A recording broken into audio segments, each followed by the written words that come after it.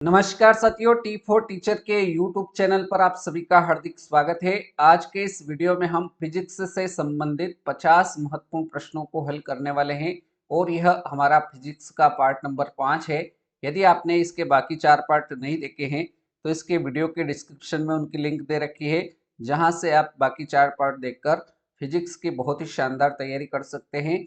आपसे रिक्वेस्ट है कि इस वीडियो को पूरा अंत तक देखिए। वीडियो पसंद आए तो वीडियो को ज़्यादा से ज़्यादा लाइक करिए, अपने सभी साथियों तक इस वीडियो को शेयर कर दीजिए और चैनल को सब्सक्राइब करना ना भूलें। चलिए प्रश्न संख्या 1 की ओर बढ़ते हैं। पहला प्रश्न आपके सामने है, प्रसिद्ध बिग बैंग थ्योरी किस मुख्य सिद्धांत पर आधारित है? बिग बैंग थ्योरी बताना है कि किस सिद्धांत पर आधारित है, तो इसका राइट आंसर हो जाएगा यह डॉपलर प्रभाव पर आधारित है। विकल्प बी हमारा सही जवाब रहेगा। अगला प्रश्न है प्रश्न संख्या 2, हाइड्रोजन बम किस सिद्धांत पर बनाया जाता है? तो आपको याद रखना है कि हाइड्रोजन बम जो होता है वह नाभिकीय संलयन पर आधारित होता है, लेकिन यहाँ पर नाभिकीय संलयन आपको किसी भी विकल्प में नहीं दिख रहा है, लेकिन बी विकल्प जो दे रखा है न्यूक्लियर फ्यूशन, यह नाभिकीय संलयन का इंग्लिश नाम है। इस कारण से विकल्प बी हमारा सही आंसर रहेगा। आगे बढ़ेंगे प्रश्न संख्या 3 की ओर। ल्यूमेन किसका मात्रक है? ल्यूमेन किसका मात्रक होता है? तो आप कहेंगे ल्यूमेन जो होता है यह ज्योति फ्लक्स का मात्रक है। इस प्रश्न का सही जवाब जो होगा वो ऑप्शन सी हो जाएगा। ठीक है, चलिए अगला प्रश्न है प्रश्न संख्या 4, लाल तथा पिकाक ब्लू रंग को मिला देने से कौन सा रंग बनेगा? लाल और पिकाक ब्लू रंग को यदि मिलाएंगे तो कौन सा रंग बनेगा? तो आपको याद रखना है बैंगनी रंग बनेगा। सही आंसर हमारा ऑप्शन ए करेक्ट आंसर इस प्रश्न का रहेगा। आगे बढ़ते हैं प्रश्न संख्या 5 की ओर। प्रश्न संख्या 5 है, जब मेघ संख्या 1 हो तो ध्वनि को क्या कहा जाता है? जब मेघ संख्या 1 हो तो ध्वनि को ध्वनिक कहा जाता है। राइट आंसर हमारा ऑप्शन सी के साथ रहेगा। अगला प्रश्न देखेंगे प्रश्न संख्या 6, बताना है किस गुणधर्म के कारण पानी से भरे बर्तन में डुबाई गई छड़ी मुड़ी हुई प्रतीत होती है? तो ऐसा अपवर्तन के कारण से होता है। करेक्ट आंसर हमारा विकल्प सी इस प्रश्न संख्या 6 का राइट आंसर हो जाएगा। ठीक है, चलिए अगला प्रश्न देखेंगे प्रश्न संख्या 7, 300 एंगस्ट्रॉम तरंगदैर्घ्य की प्रकाश तरंग की आवृत्ति कितनी होगी? तो 300 एंगस्ट्रॉम तरंगदैर्घ्य की प्रकाश तरंग की जो आवृत्ति होगी वो 1 गुणित 10 की घात 15 हर्ट्ज होगी, अर्थात विकल्प ए हमारे इस प्रश्न का सही आंसर हो जाएगा। क्लियर, चलिए नेक्स्ट क्वेश्चन आपके सामने है प्रश्न संख्या 8, मृग तृष्णा बनने का कारण क्या होता है? तो आप सभी को पता है कि मृग तृष्णा बनने का जो कारण होता है वह पूर्ण आंतरिक परावर्तन कारण होता है। करेक्ट आंसर इस प्रश्न का विकल्प ए हमारा राइट आंसर रहेगा। आगे बढ़ेंगे प्रश्न संख्या 9 की ओर। अष्टभुजाकार प्रिज्म में कितने फलक होते हैं? तो इसमें आपको याद रखना है कि 8 फलक होते हैं। सही जवाब हमारा ऑप्शन डी के साथ रहेगा। ठीक है, चलिए अगला प्रश्न है प्रश्न संख्या 10। प्रश्न संख्या 10 है, दो समानांतर दर्पणों के बीच कितने प्रतिबिंब देखे जा सकते हैं? तो आपको याद रखना है कि दो समानांतर दर्पणों के बीच में अनंत प्रतिबिंब देखे जा सकते हैं। तो यहाँ पर आपका ऑप्शन डी जो रहेगा वो हमारा सही आंसर हो जाएगा। क्लियर, चलिए अगले प्रश्न की ओर बढ़ते हैं प्रश्न संख्या 11, श्रव्य परिसर में ध्वनि तरंगों की आवृत्ति क्या होती है? श्रव्य परिसर में ध्वनि तरंगों की आवृत्ति 20 हर्ट्ज से 20,000 हर्ट्ज तक की आवृत्ति होती है। करेक्ट आंसर हमारा इस प्रश्न का ऑप्शन ए राइट आंसर रहेगा।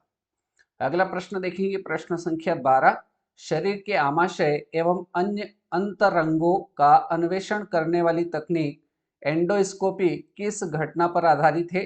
तो इसमें आपको याद रखना है यह घटना पूर्ण आंतरिक परावर्तन पर आधारित होती है। करेक्ट आंसर हमारा ऑप्शन ए इस प्रश्न संख्या 12 का सही जवाब रहेगा। ठीक है, चलिए अगले प्रश्न की ओर बढ़ते हैं प्रश्न संख्या 13। प्रश्न संख्या 13 है, फोकस आंख में किसके द्वारा सामंजस्य स्थापित करता है? फोकस आंख में किसके द्वारा सामंजस्य स्थापित करता है? तो यह कार्निया के द्वारा करता है। इस प्रश्न का सही उत्तर जो होगा वो ऑप्शन डी कॉर्निया द्वारा हमारा सही आंसर रहेगा। अगला प्रश्न है प्रश्न संख्या 14, प्रयोगशाला उपकरणों को बनाने के लिए किस कांच का उपयोग किया जाता है? तो आपको याद रखना है प्रयोगशाला उपकरणों को बनाने के लिए पायरेक्स कांच का उपयोग किया जाता है। विकल्प ए हमारा राइट आंसर रहेगा। अगले प्रश्न की ओर बढ़ते हैं प्रश्न संख्या 15, जब प्रकाश की कोई किरण सघन माध्यम से विरल माध्यम की तरफ जाती है तो क्या होता है? जब प्रकाश की किरण सघन माध्यम से विरल माध्यम की ओर जाती है तो वह नॉर्मल से दूर मुड़ती है। यहाँ पर हमारा ऑप्शन सी जो रहेगा वो इस प्रश्न संख्या 15 का राइट आंसर हो जाएगा। क्लियर? चलिए अगला प्रश्न देखेंगे प्रश्न संख्या 16। प्रश्न संख्या 16 में हमें बताना है पराश्रव्य ध्वनि सुनी जा सकती है। पराश्रव्य ध्वनि किसके द्वारा सुनी जा सकती है ये पूछा जा रहा है। तो आपको इस प्रश्न में बताना चाहूंगा कि पराश्रव्य ध्वनि जो होती है वह कुत्तों के द्वारा, और कुत्तों के द्वारा अगर आपको ऑप्शन में नहीं दे रखा होगा तो फिर वहां पर आपको चमगादड़ के द्वारा दिखा हुआ रहेगा। तो ये दोनों आपको याद रखना है कि पराश्रव्य ध्वनि या तो कुत्तों के द्वारा सुनी जा सकती है या फिर आपको ऑप्शन में चमगादड़, दोनों में से एक ऑप्शन आपको एग्जाम में मिलने वाला है। क्लियर?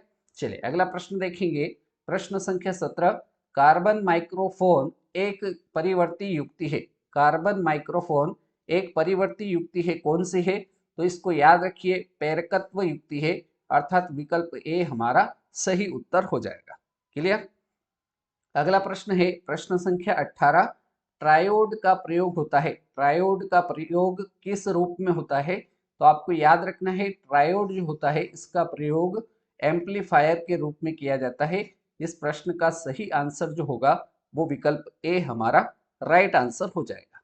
क्लियर? चलिए अगले प्रश्न की ओर बढ़ते हैं प्रश्न संख्या 19 आपके सामने है, डीसी की अपेक्षा डीसी की अपेक्षा एसी का क्या लाभ है? आपको यहाँ पर पूछा जा रहा है कि डीसी की अपेक्षा एसी का क्या लाभ होता है। तो इसमें आपका राइट आंसर क्या हो जाएगा? इसका जो लाभ होता है न्यूनतम शक्ति क्षय के साथ इसका संचरण जो होता है वो लंबी दूरी के लिए किया जा सकता है। इस कारण से ये इसका लाभ है। विकल्प डी हमारा राइट आंसर हो जाएगा। क्लियर? चलिए अगले प्रश्न की ओर बढ़ते हैं प्रश्न संख्या 20, डायोड से धारा कितनी दिशाओं में बहती है? आपसे पूछा जा रहा है कि डायोड से धारा कितनी दिशाओं में बहती है? तो एक दिशा में ही बहती है। राइट आंसर हमारा ऑप्शन ए इस प्रश्न संख्या 20 का सही जवाब रहेगा। अगला प्रश्न है प्रश्न संख्या 21। प्रश्न संख्या 21 कह रहा है किसी संधारित्र को विद्युत परिपथ में किस लिए प्रयोग में लाया जाता है? किसी संधारित्र को विद्युत परिपथ में किस लिए प्रयोग में लाया जाता है? तो विद्युत आवेश को संग्रहित करने के लिए उपयोग में लाया जाता है। यहाँ पर हमारा राइट आंसर विकल्प सी इस प्रश्न संख्या 21 का सही उत्तर हो जाएगा। आगे बढ़ेंगे प्रश्न संख्या 22 की ओर, मुक्त रूप से निलंबित चुंबकीय सुई किस दिशा में रुकती है या टिकती है? तो आपको याद रखना है हमेशा जो चुंबकीय सुई होती है वो हमेशा उत्तर दक्षिण दिशा में टिकती है। यहाँ पर सही उत्तर जो होगा वो ऑप्शन बी हमारा बिल्कुल सही जवाब रहेगा। अगला प्रश्न आपके सामने है, इनमें से पैरामैग्नेटिक कौन है? तो यहाँ पर आपका राइट आंसर क्या हो जाएगा? Mg2+ हो जाएगा। ऑप्शन सी आपका करेक्ट आंसर रहेगा। अगले प्रश्न की ओर बढ़ते हैं प्रश्न संख्या 24, परिपथ का शक्ति गुणक परिपथ में किसको सम्मिलित करने पर उन्नत किया जा सकता है? परिपथ का शक्ति गुणक परिपथ में किसको सम्मिलित करने पर उन्नत किया जा सकता है? तो यहाँ पर राइट आंसर जो हो जाएगा प्रतिरोधक हो जाएगा। विकल्प बी हमारा राइट आंसर रहेगा। प्रश्न संख्या 25। प्रश्न संख्या 25 है, किसी डायोड का फॉरवर्ड प्रतिरोध होता है। किसी डायोड का फॉरवर्ड प्रतिरोध क्या होता है? बहुत कम होता है। विकल्प सी हमारा सही जवाब इस प्रश्न का रहेगा। अगले प्रश्न की ओर बढ़ते हैं प्रश्न संख्या 26। प्रश्न संख्या 26 से ट्रांसफार्मर प्रयोग में आते हैं।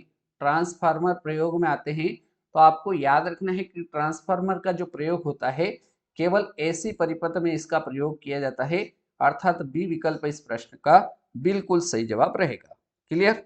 चलिए अगला प्रश्न देखेंगे प्रश्न संख्या 27, फ्यूज का तार बना होता है। फ्यूज का तार जो होता है वो किसका बना होता है? तो आपको याद रखना है यह सीसा और टीन का बना होता है। फ्यूज का जो तार होता है वो किसका बना होता है? तो सीसा और टीन का बना होता है। विकल्प सी हमारे इस प्रश्न का बिल्कुल सही जवाब रहेगा। अगला प्रश्न है प्रश्न संख्या 28। प्रश्न संख्या 28 है रेक्टिफायर का प्रयोग किया जाता है। रेक्टिफायर का प्रयोग किया जाता है तो आपको याद रखना है रेक्टिफायर का जो प्रयोग होता है वो एसी को डीसी में बदलने के लिए इसका प्रयोग किया जाता है। अर्थात यहाँ पर हमारा जो राइट आंसर होगा वो विकल्प डी करेक्ट आंसर हो जाएगा। क्लियर। चलिए प्रश्न संख्या 29। प्रश्न संख्या 29 दे रखा है मेगर मापने का एक उपकरण है। तो मेगर मापने का एक उपकरण क्या हो जाएगा, इंसुलेशन प्रतिरोध जो होगा वह मेगर मापने का एक उपकरण है। विकल्प बी हमारा सही जवाब रहेगा। प्रश्न संख्या 30। प्रश्न संख्या 30 है वह आपूर्ति जो कंडेंसर से होकर नहीं गुजर सकती है। वह आपूर्ति या वह धारा जो कंडेंसर से होकर नहीं गुजर सकती है वह कौन सी है। तो डीसी धारा जो होती है या डीसी आपूर्ति जो होती है वह कंडेंसर से होकर नहीं गुजर सकती है। इसलिए इस प्रश्न का जो सही आंसर होगा वो विकल्प बी हमारा सही जवाब हो जाएगा। आया समझ में। चलिए अगले प्रश्न की ओर बढ़ते हैं। प्रश्न संख्या 31। अमीटर का प्रतिरोध शंट के प्रतिरोध की अपेक्षा होता है। अमीटर का प्रतिरोध शंट के प्रतिरोध की अपेक्षा क्या होता है, कम होता है। बी आंसर हमारा सही उत्तर हो जाएगा। क्लियर। चलिए अगला प्रश्न देखेंगे। प्रश्न संख्या 32 बहुत ही सिंपल प्रश्न है। आपको पता है इसका आंसर विद्युत बल्ब में जो तंतु होता है जिसको फिलामेंट कहा जाता है वह किसका बना होता है। तो वह टंगस्टन का बना होता है। विकल्प डी हमारा राइट आंसर रहेगा। अगले प्रश्न की ओर बढ़ते हैं। प्रश्न संख्या 33 आपके सामने है।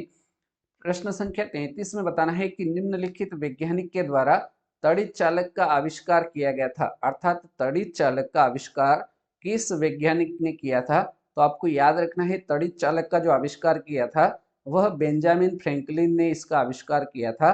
विकल्प सी हमारा सही जवाब हो जाएगा। क्लियर। चलिए अगला प्रश्न देखेंगे। प्रश्न संख्या 34। स्टोरेज बैटरी में किस तत्व का उपयोग होता है। स्टोरेज बैटरी में किस तत्व का उपयोग होता है। तो आपको याद रखना है इसमें सीसा का उपयोग होता है। विकल्प ए हमारा सही आंसर हो जाएगा। क्लियर। चलिए अगला प्रश्न है प्रश्न संख्या 35।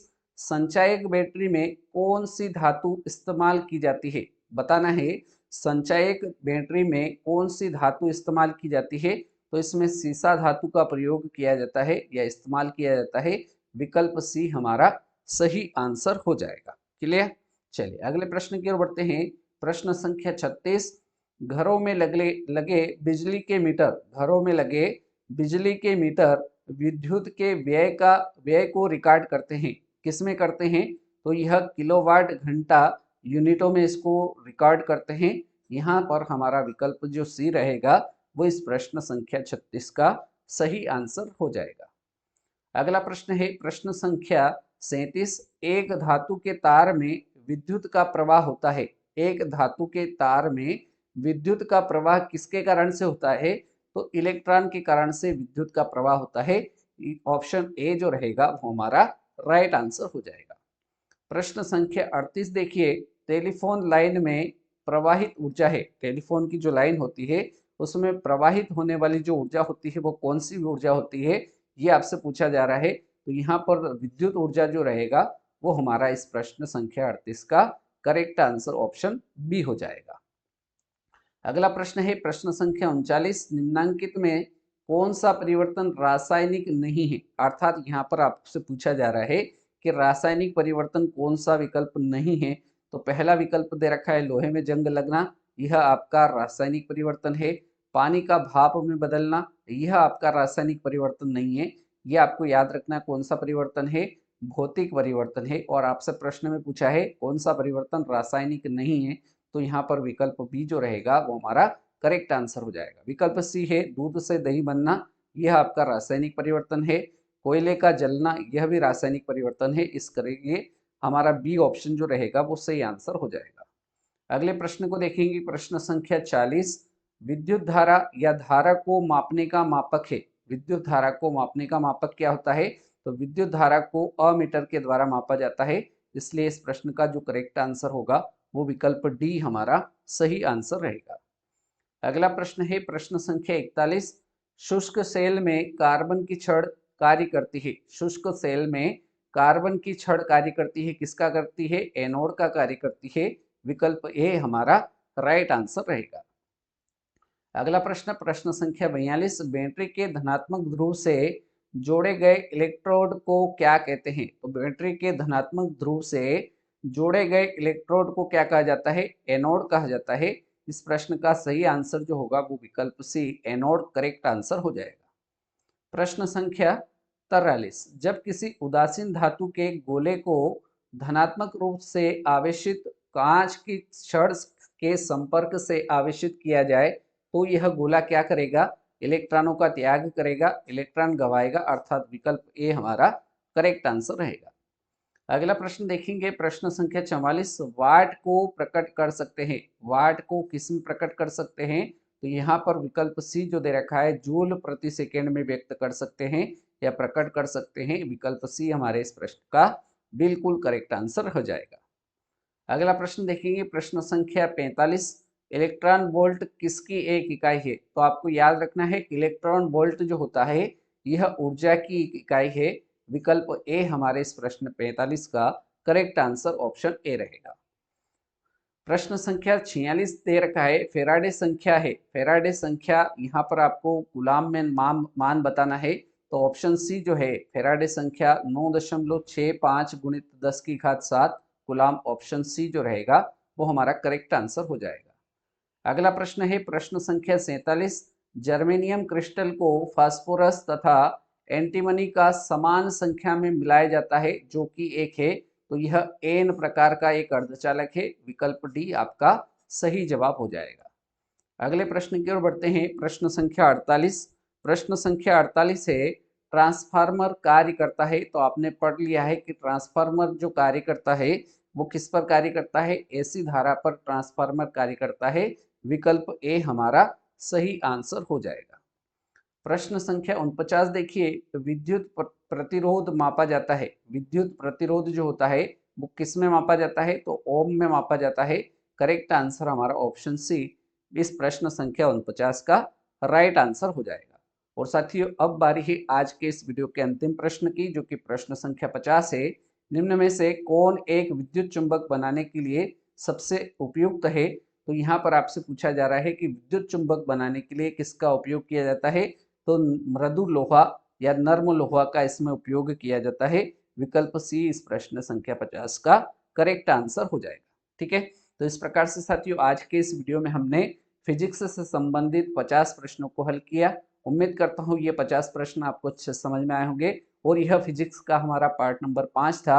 यदि आपने इसके बाकी 4 पार्ट नहीं देखे हैं तो वीडियो के डिस्क्रिप्शन में इसकी लिंक है, वहां पर आप बाकी 4 पार्ट देखकर फिजिक्स की बहुत ही शानदार और अच्छी तैयारी कर सकते हैं। तो आपने इस वीडियो को पूरा अंत तक देखा, उसके लिए बहुत बहुत धन्यवाद। अगले वीडियो में मिलते हैं ऐसे नए प्रश्नों के साथ। तब तक के लिए जय हिंद, जय भारत, धन्यवाद।